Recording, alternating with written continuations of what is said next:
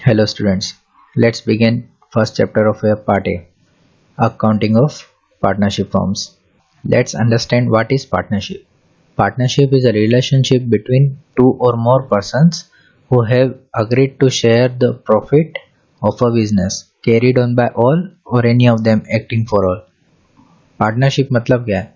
किसी दो या दो से ज़्यादा पर्सन्स के बीच में प्रोफेशनल रिलेशनशिप जो कि साथ में आ रहे किसी बिजनेस को चलाने के लिए और उन्होंने एग्री किया है कि वो प्रॉफिट का शेयर बांटेंगे। कैरिड ऑन बाय ऑल और any of them acting for all मतलब वो पूरा बिजनेस सारे पर्सन मिलके भी चला सकते हैं या फिर कोई एक पर्सन जो सबके बिहाफ पे एक्ट करेगा वैसा भी हो सकता है। Now let's move to the characteristics of partnership.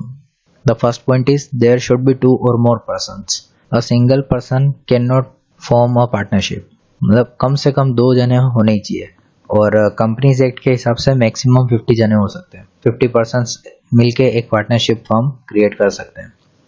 Second point is agreement. There should be agreement between the partners.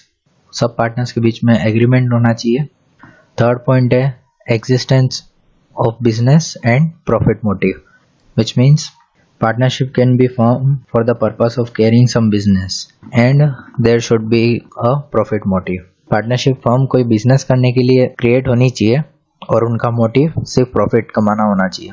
Next is sharing of profit. Partnership firm में जो भी पार्टनर्स होते हैं उन सब के बीच में जितना भी प्रॉफिट होगा वो सब शेयर होगा।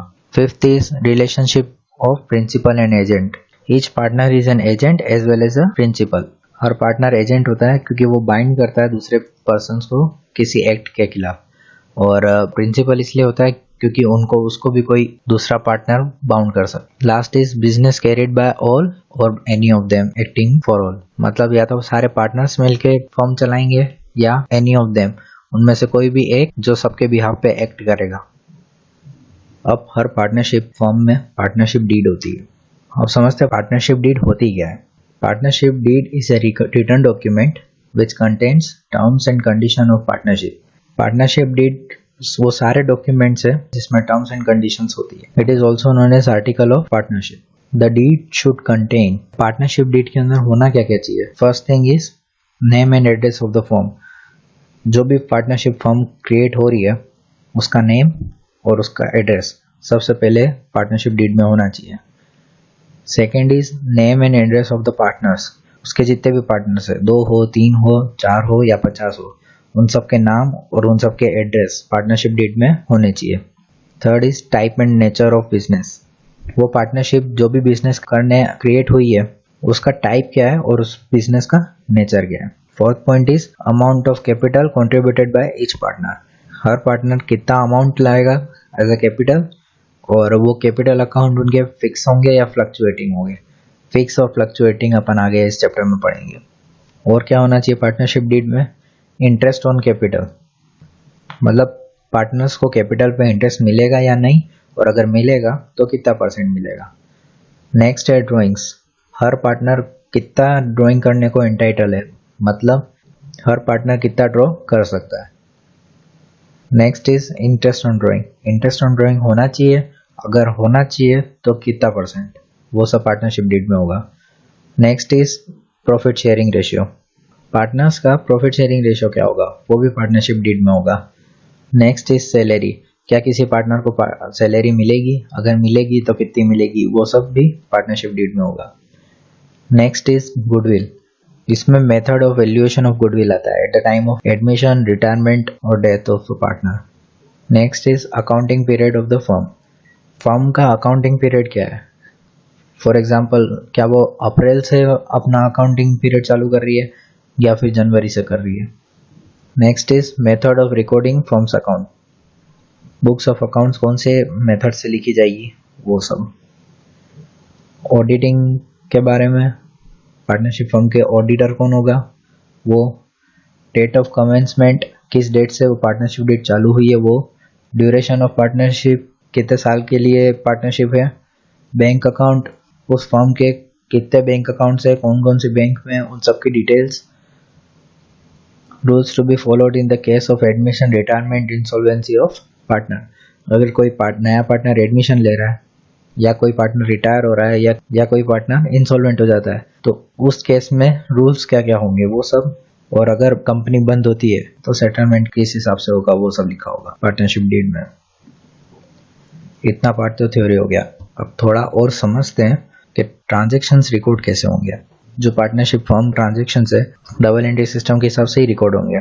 तो वही सबसे पहले ट्रेडिंग अकाउंट बनेगा, फिर प्रॉफिट एंड लॉस अकाउंट बनेगा। अब इसमें अलग अलग पार्टनर्स होते हैं, तो उन पार्टनर्स को प्रॉफिट किस हिसाब से बांटना है वो बताने के लिए एक और अकाउंट बनता है, profit and loss appropriation account. Profit and loss appropriation account होता क्या है? It is an account prepared to distribute net profit of the year among the partners. ये अकाउंट बनता ही इसलिए ताकि जो नेट प्रॉफिट हो उस ईयर का वो पार्टनर्स में डिस्ट्रीब्यूट कर सके। It is prepared after profit and loss account. ये प्रॉफिट एंड लॉस अकाउंट बनने के बाद बनता है। पूरा प्रॉफिट एंड लॉस अकाउंट बनेगा, फिर उसमें जो नेट प्रॉफिट होगा उसको अपन profit and loss appropriate account के अंदर लेके आएंगे, और इस अकाउंट में उस प्रॉफिट को अपन एलोकेशन करेंगे पार्टनर्स के बीच में। मतलब कौन से पार्टनर को कितना प्रॉफिट मिलेगा, कितना बाकी सब एडजस्टमेंट्स होंगे, वो सब अपन इस अकाउंट में देखेंगे। Items debited to this account are appropriation of the profits. मतलब इस अकाउंट में जितने भी आइटम डेबिट होंगे वो सब प्रॉफिट का एलोकेशन करेंगे पार्टनर्स के बीच में। क्लियर नहीं हुआ तो कोई बात नहीं, अभी अपन इसका फॉर्मेट देखेंगे, उसमें क्लियर हो जाएगा। Profit and loss appropriation account का फॉर्मेट देखते हैं। First thing first, profit of appropriation account अपन बना रहे हैं तो उसको अपन हेडिंग देंगे profit and loss appropriation account, और वो किस ईयर के लिए वो अपन स्पेसिफाई करते हैं, for the year ended. 4 column होते हैं, 2 डेबिट के कॉलम पर्टिकुलर अमाउंट और 2 क्रेडिट के लिए कॉलम पर्टिकुलर अमाउंट। अब सबसे पहले जो प्रॉफिट एंड लॉस अकाउंट में जो प्रॉफिट या लॉस होगा वो अपन ट्रांसफर करेंगे, वो जाएगा profit and loss appropriate account के क्रेडिट में। ये जो नेट प्रॉफिट होगा प्रॉफिट एंड लॉस अकाउंट में उसका अमाउंट यहाँ पे आएगा। अब इसमें कौन कौन से एडजस्टमेंट्स होते हैं? सैलरीज का एडजस्टमेंट होता है, कमीशन का होता है, इंटरेस्ट ऑन कैपिटल होता है, रिजर्व्स अकाउंट का होता है, और इंटरेस्ट ऑन ड्राइंग का होता है। मतलब पार्टनर्स को या तो अपन सैलरी दे रहे हैं, या उनको कमीशन दे रहे हैं, या उनको इंटरेस्ट ऑन कैपिटल दे रहे हैं, या उन पे इंटरेस्ट ऑन ड्राइंग चार्ज कर रहे हैं। ये सारे adjustments profit and loss appropriation account में। सबसे पहले सैलरी और कमीशन ये दोनों साथ में देखते हैं। अपन किसी पार्टनर को सैलरी या कमीशन दे रहे हैं, तो जिस दिन अपन उनको सैलरी या कमीशन दे रहे होंगे उस दिन एंट्री हो जाएगी पार्टनर्स सैलरी या partners commission account debit to partners capital account. ठीक है, उस दिन की एंट्री तो प्रॉफिट एंड लॉस में और कैपिटल अकाउंट में एडजस्ट हो जाएगी। लेकिन जब हम अकाउंट्स क्लोज करेंगे उस टाइम पे वो सैलरी और वो कमीशन वो दोनों अपन को पार्टनर्स के कैपिटल अकाउंट में एडजस्ट करने हैं। तो जब हमको पार्टनर्स सैलरी या पार्टनर्स कमीशन अकाउंट क्लोज करना होगा तब एंट्री पास करेंगे profit and loss account debit to salary of partner या to commission to the partner. इसलिए ये प्रॉफिट एंड लॉस अकाउंट के डेबिट साइड में आ गया टू सैलरीज ऑफ पार्टनर और कमीशन ऑफ पार्टनर। एंट्री समझ में आई। अब इंटरेस्ट ऑन पार्टनर्स कैपिटल की एंट्री देखते हैं।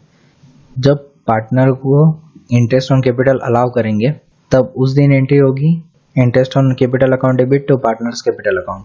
बट जब अकाउंट्स क्लोज करेंगे तब अपन को interest on capital account close करना होगा, तो तब अपन एंट्री करेंगे profit and loss appropriation account debit to interest on partners capital. ये हो गया इंटरेस्ट ऑन पार्टनर्स कैपिटल। अब देखते हैं इंटरेस्ट ऑन ड्राइंग।